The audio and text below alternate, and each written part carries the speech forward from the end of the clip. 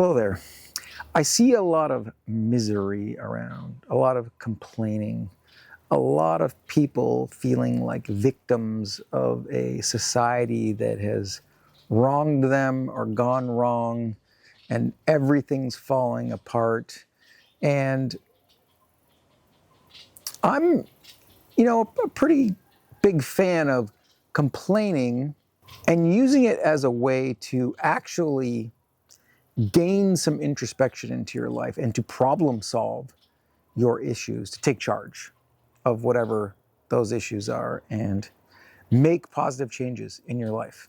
Life can get increasingly overwhelming if you get wrapped up into all these attachments in life. And I've been there.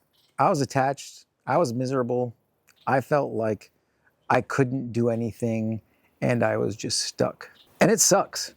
The philosopher and teacher Gurdjieff called this the terror of the situation.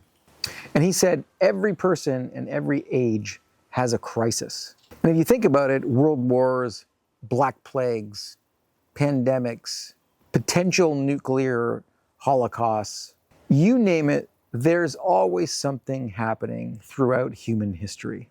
And yet, people still survive and thrive. The difference today is that we hear about all of it, all at once, in real time through the internet. So our crisis isn't just out there, it's in here. It's about whether we have the mental and emotional skills to tune out when we need to. Because here's the thing, life doesn't hit you all at once, like our panicked mind tries to tell us it will. You get 12 or so hours to live out your day. There's always a crisis somewhere in the world, and if you're plugged in all the time, you're going to hear about these constant crises all the time, every minute of the day. And of course, part of the reason that you're hearing about it is because whoever you're watching on the internet is getting paid to bring that to you. So their motivation is to find the latest crisis and to bring it to you so that they can make money. And unfortunately, the problem is that stresses people out.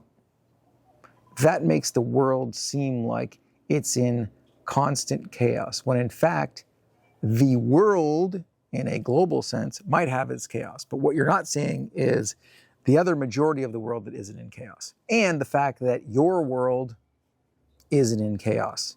You live your life 12 or so hours a day, and then you go to sleep, and then you wake up the next day, and you do it again. And day by day, breath by breath, you get a chance to live your life and live it to the fullest, regardless of what is going on 100,000 miles away in some other country. And yet these aren't your responsibility for solving these problems. Unless you're some leader of a country and you've willingly worked and been elected to accept these problems and do something about it. Our responsibility is for our own lives, for our own well-being, for our own mental health. And day by day, breath by breath, you chip away at this life that you are creating. And whether or not you are freaking out and stressed out and panicked about it is all effectively under your control. And that's what I love about it. And I learned this when I threw away my millions and found myself absolutely broke. Not a penny to my name. Again. It sucked until I realized that, one, I had created the problem, and two, it was mine to solve if I wanted to. But that really, being caught up in the suck was actually my problem. That is, until I realized that life just moves along as it does day by day. And that's it. We're the ones that paint it with stress or anxiety or overwhelm or negativity, and we don't have to. When you're happy, it's because your mind is focused on what's making you happy. And when you're miserable, it's that your mind is focused on the miserable parts. And if your mind is focused on dumb stuff that doesn't last, like money or fame or societal success or buying stuff or having stuff like other people do, then you're never really going to be happy. And that's how your mind ruins a perfectly good day, week, or life.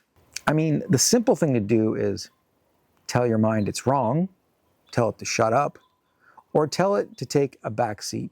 It's not all bad. It's a lot of good out there as well. You just have to focus on that. And honestly, we can't even appreciate the good if we don't have the bad. You could even say you need the bad in order to see what the good is. So we need a little bit of bad in our life, a little bit of the suck, to know what the good stuff is, to know what the happiness is. So yeah, the suck is necessary. So maybe you should thank the suck, but also don't let it ruin the awesome. So chill out, breathe, go outside, find some nature. It will help. Nature is slow. It doesn't care about human problems.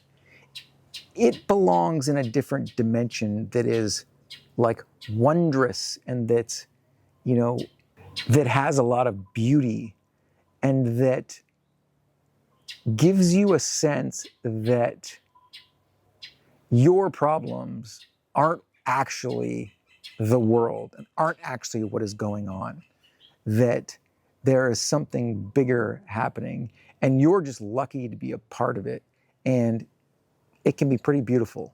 Unless you're in a city looking at a bunch of crap, a bunch of gray, and a bunch of cars, and a bunch of traffic, and a bunch of man-made garbage. That's why nature is good, is because it's beyond man-made. It's something that we don't quite understand and has its own way of operating.